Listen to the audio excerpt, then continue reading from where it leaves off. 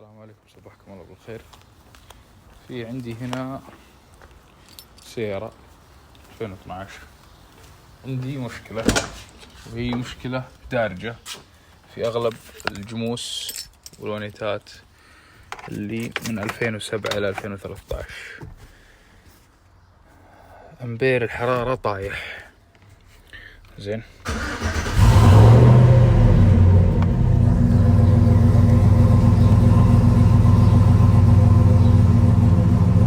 طلع لك ان الانجن حار والمكيف طافي، وهذا كذا طايح، ما في اي حرارة،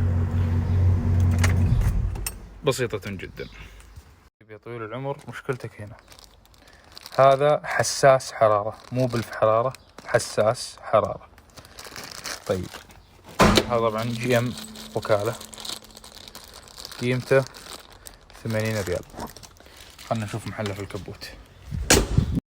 وهنا شوف معي حساس الحرارة، هذا هو، هذا الحساس.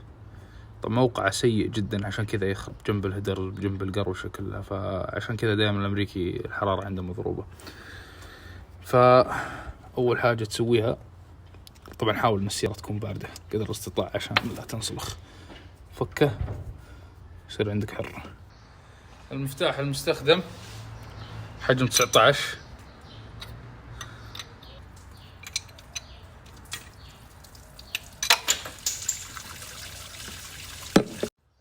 طيب، اللي باقي عندك يا طويل العمر هذا البلف، او معليش هذا الحساس. طبقه وتيت عليه.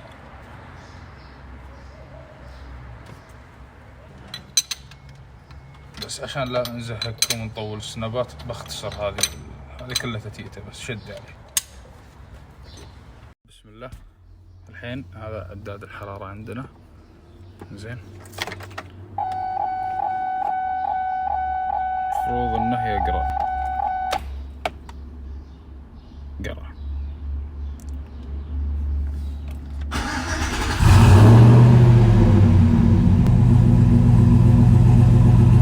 ما شاء الله تبارك الرحمن، ما شاء الله لا اله الا الله.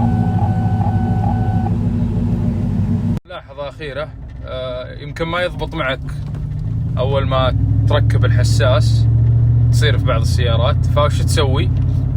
تفصل البطارية وترجع، تخليها كذا مفصولة شوية أبو دقيقة، ترجعها عشان تسوي ريست للكمبيوتر حق السيارة عشان يقرأ ويتعرف على الحساس الجديد. وسلامتكم.